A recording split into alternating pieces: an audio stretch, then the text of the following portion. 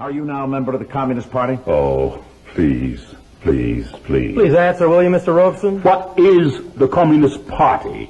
What do you mean by that? Are you now a member of the Communist Party? Would you like to come to the ballot box when I vote and take out the ballot and see? Mr. Chairman, I respectfully suggest the witness be directed to answer the question.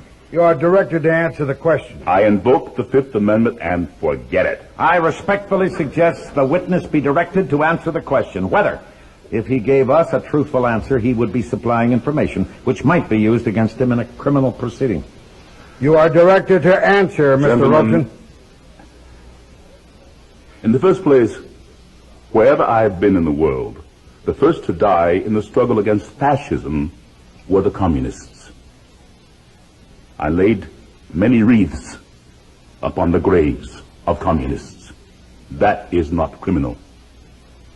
Chief Justice Warren has been very clear that the Fifth Amendment does not have anything to do with the influence of criminality, and I invoke the Fifth Amendment. Have you ever been known under the name of John Thomas? Oh, please, does somebody here want me to put up a perjury someplace? John Thomas, my name is Paul Robeson, and anything I have to say, I have said in public all over the world, and that is why I'm here today. Mr. Chairman, I ask that you direct the witness to answer the question. He's making a speech. I ask you to affirm or deny the fact that your Communist Party name was John Thomas. I invoke the Fifth Amendment. This is really ridiculous. The witness talks very loud when he makes a speech, but when he invokes the Fifth Amendment, I can't hear him.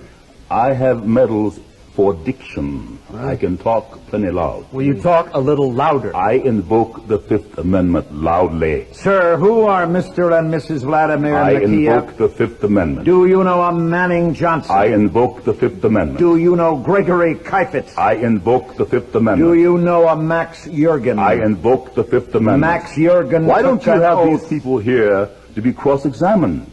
Could I ask whether this is legal? This is not only legal, but usual.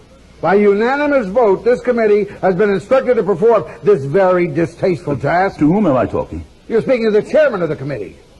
Mr. Walter? Yes. The Pennsylvania Walter? That is right. Representative of the steel workers? That is right. And the coal mining workers? That is right. Not United States Steel by any chance. A great patriot. That is right. You are the author of the bills that are going to keep all kinds of decent people out of the country. No, only your kind. Colored people like myself. And you would let in the Teutonic Anglo-Saxon stock. We are trying to make it easier to get rid of your kind, too. You don't want any colored people to come in. Could I be allowed to read from my statement? Will you just tell this committee, please, while under oath, Mr. Robeson, the communists who participated in the preparation of that statement? Oh, please. The reason I'm here today, from the mouth of the State Department itself, is I should not be allowed to travel because I have struggled for the independence of the colonial peoples of Africa. The other reason I'm here today, again, from the State Department and from the record of the Court of Appeals, is that when I am abroad, I speak out against injustices against the Negro people in this land. That is why I'm here. I'm not being tried for whether I'm a communist. I'm being tried for fighting for the rights of my people, who are still second-class citizens in this country, in this United States of America. My mother was born in your state, and my mother was a Quaker. My ancestors, in the time of Washington, baked bread for George Washington's troops when they crossed the Delaware. My father was a slave. I stand here struggling for the rights of my people to be full citizens in this country. And we are not. We are not in Mississippi. We are not in Montgomery, Alabama. We are not in Washington. We are nowhere. And that is why I'm here today. You want to shut up every Negro who has the courage to stand up and fight for the rights of his people, for the rights of workers. And I have been on many a picket line for the steel workers, too. And that is why I'm here today. Would you tell us whether or not you know Thomas W. Young? I invoke the Fifth Amendment. Thomas W. Young is a Negro president of the Guide Publishing Company. I'd like to read you his testimony, quote, Paul Robeson has no moral right to place in jeopardy the welfare of the American Negro to advance a foreign cause. In the eyes of the Negro people, this false prophet is unfaithful to their country, and they repudiate him, close quote. Do you know the man that said that? I invoke the Fifth Amendment. Now, can I read my statement? It is a sad and bitter comment. While you were in Paris in 1949, Mr. Robeson, did you tell an audience the American Negro would never go to war against the Soviet government? May I say that is slightly out of context? May I explain to you what I did say? I remember the speech very well. 2,000 students who came from populations that would range to 600 or 700 million people asked me to say in their name that they did not want war. No part of my speech in Paris says 15 million American Negroes would do anything. I said it was my feeling that the American people would struggle for peace, and that has been since underscored by the President of these United States.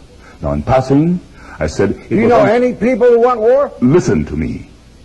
I said it was unthinkable to me that any people could take up arms in the name of a man like Senator Eastland of Mississippi against anybody. Gentlemen, I still say that. This United States government should go to Mississippi and protect my people. That is what it should do. I lay before you, sir, an article, quote, I am looking for full freedom, unquote, by Paul Robeson in The Worker. July 3rd, 1949, quote, I said it was unthinkable that the Negro people of America or elsewhere could be drawn into war with the Soviet Union. I repeat it with 100-fold emphasis, they will not, close quote. And gentlemen, they have not. It is clear that no Americans are going to go to war with the Soviet Union. While you were in Stockholm, did you make a little speech? I made all kinds of speeches. Let me read you a quotation. Let me listen. Do so, please. I am a lawyer. It would be a revelation if you would listen to counsel. In good company, I usually listen. But you know, people wander around in such fancy places. You said, Mr. Robeson, and I quote, I belong to the American resistance movement, which fights against American imperialism, just as the resistance movement fought against Hitler. Just like Frederick Douglass and Harriet Tubman were underground railroaders and fighting for our freedom, you bet your life. I have to insist that you listen to these questions. I am listening. I quote further, why should the Negroes ever fight against the only nation in the world where racial discrimination is prohibited and where the people can live freely? Never. They will never fight against either the Soviet Union or the people's democracies, close quote. Did you make that statement? I do not remember, but what is perfectly clear today is that 900 million people, other colored people, have told you they will not. 400 million in India and millions everywhere have told you that. The witness has answered the question. He doesn't need to make a speech. Did you write an article that was published in the USSR Information Bulletin? Yes. Quote, I want to emphasize that only here in the Soviet Union did I feel that I was a real man with a capital M, close quote. I would say, what is your name? Errant. I am quite willing to answer the question. When I was a singer years ago, and this you will have to listen to. I am listening. I am a bass singer, so for me, it was Chelyabin, the great Russian bass, not Caruso the tenor. I learned the Russian language to sing their songs. I wish you would listen now. Mr. Chairman, I ask you to direct the witness to answer the question. Just be fair with me. I ask for order. The great poet of Russia is of African blood. Let us not go It so is far important to afield. explain this. Did you make that statement? When I first went to Russia in 1934... Did you make that When I statement? first went to Russia in Did you 1934... make that statement? In Russia, I felt for the first time like a full human being. No color prejudice like in Mississippi. No color prejudice like in Washington. It was the first time I felt like a human being. When I did not feel the pressure of color as I feel it in this committee today. Why do you not stay in Russia? Because my father was a slave, and my people died to build this country. And I'm going to stay here and have a part of it just like you, and no fascist-minded people will drive me from it. Is that clear? You are here because you are promoting the communist cause. I am here because I'm opposing the neo-fascist cause, which I see arising in these committees. Jefferson could be sitting here, and Frederick Douglass could be sitting here. Eugene Debs could be sitting here. Now, what prejudice are you talking about? You were graduated from Rutgers. You were graduated from the University of Pennsylvania. I remember seeing you play football at Lehigh. There was no prejudice against you. Just a moment. This is something I challenge very deeply, that the success of a few Negroes can make up for $700 a year for thousands of Negro families in the South. My father was a slave, and I have cousins who are sharecroppers. I do not see success in terms of myself. I have sacrificed hundreds of thousands of dollars for what I believe in. While you were in Moscow, Mr. Robeson, did you make a speech lauding Stalin? I can't remember. Have you recently changed What your has mind about happened Stalin? to Stalin, gentlemen, is a question for the Soviet Union, and I won't argue with a representative of the people who, in building America, wasted the lives of my people.